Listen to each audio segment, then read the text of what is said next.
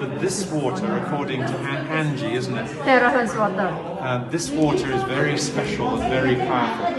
And I have a device here which can measure, once I switch it on, can measure whether the water is strong or not. So I'm going to test the ordinary water first. And I'm going to say, out of 10, I'm going to point at this first. So out of 10, how good is this water? And if it revolves 10 times, so we've got 2, it went round 1.5 times. So out of 10, it only got to 1.5. So this is not very strong. Now we're going to find out whether this water... Oh, already done? This is just ordinary water. I already did. I'll show you again. Already done. So this is the ordinary water.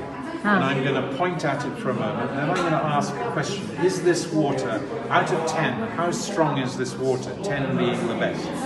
I lift it up and it starts to go round and then it goes back, still telling us about 1.5. Oh, 1.5. It only turned around twice.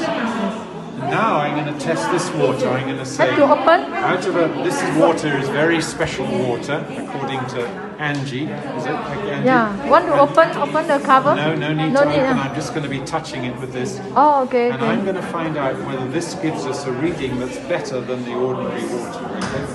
So I touch it like this, and then I say, how strong is the energy in this water out of 10? So then we watch, and we see whether it's doing more than 3, 4, 5,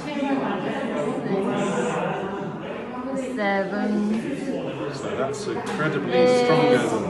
Yeah. 9, 10. Wow. Terrace water 10 rounds. Normal water only 1.5 rounds. Yeah, so how's that for a proof for you?